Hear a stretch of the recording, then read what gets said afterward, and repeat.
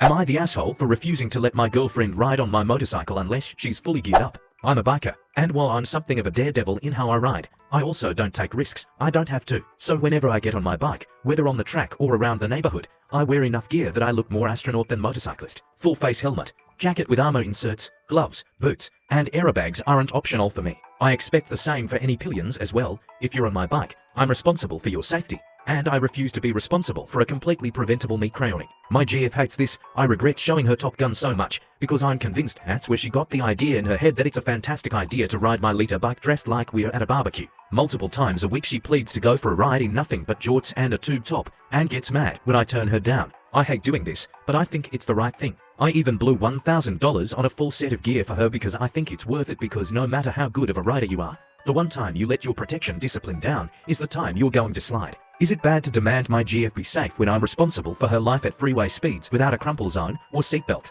So, am I the asshole for saying, no child support, no opinion? I, 17, think I might have to explain how I was born for context. My mom has 2 friends. I'll call them Amelia and Jessica. Jessica's husband cheated on her with Amelia, getting her pregnant, but Jessica forgave them. Then he cheated on her with my mom. Jessica still forgave him and forgave my mom, which makes me think she's probably the most forgiving person on the planet. Anyways, my mom insisted that Jessica's husband is my father, but he always denied it, up until several months ago when he realized how much we look alike. So he agreed to a DNA test. Turns out he is my father.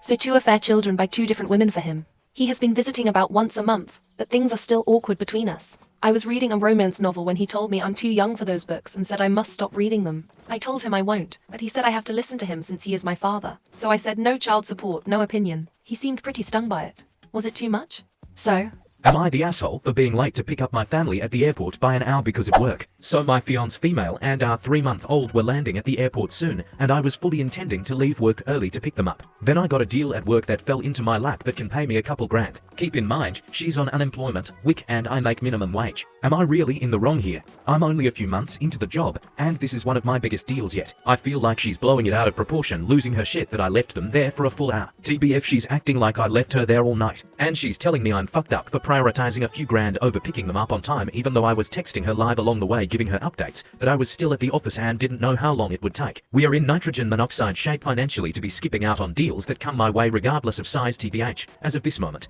we're paycheck to paycheck. If we had room financially, I totally would have skipped work. So, am I the asshole for not letting my coworkers stay at my place even though I have the space? I'm 23 female, live alone in a small 2-bedroom house. One room is mine. The other one is basically my everything room. It's my office, my closet, storage. Sometimes I just lay on the floor in there and stare at the ceiling when life sucks, lol. It is not a guest room. I've lived with horrible roommates before, so I worked really hard to be able to afford my own place. And I love having my space. It's literally my safe little bubble. Anyways, one of my coworkers, 25 female, got into a huge fight with her roommates and they kicked her out. She was venting at work and I felt bad and was like, that sucks, oh my god, and even sent her a few places to look at. I was trying to be helpful without inviting chaos into my life, ick. Later that night she texted me saying, hey, I was thinking maybe I could just crash with you for a few weeks since you live alone and have the space. I literally got that sinking feeling in my chest.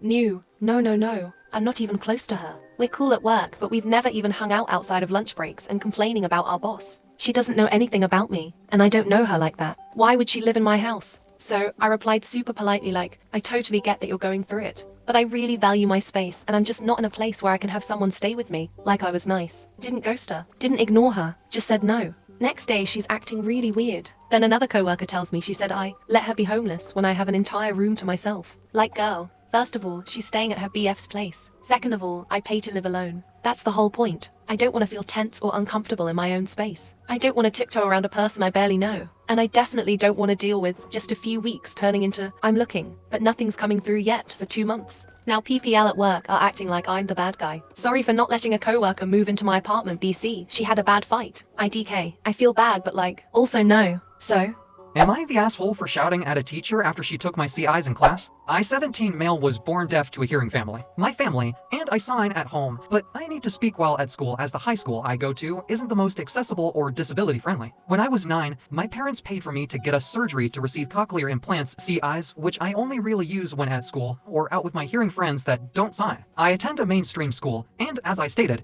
it isn't disability friendly. Now, onto the situation at hand. Yesterday, I was wearing a beanie in class. Now, usually that wouldn't be a problem when it is my normal teacher, but yesterday we had a sub. The beanie I was wearing was covering the transmitter of my CI, while the part that hooks onto my ear was noticeable. I know that there are quite a lot of kids that tend to get into trouble because they wear AirPods or whatever devices people use nowadays for music that aren't headphones, mainly because those aren't allowed in classes. Usually, my teachers are aware of my CI and know that it in fact is not a music device, so I never have any trouble, but this was a sub teacher. She wasn't aware of my CIs at first. Keep in mind that at first, while doing some assignments, this sub who we'll call Mrs. K came up to my desk. I don't know what exactly she thought my CIs were, but she didn't like them. Originally, she questioned me and told me to remove them immediately, or she'd have to write me up. I explained to her, made her very aware that what I was wearing were for me to hear her, and even took off my beanie to show her. She pretty much called bullshit and attempted to take my CIs off. This was an absolute no-no. I, on instinct,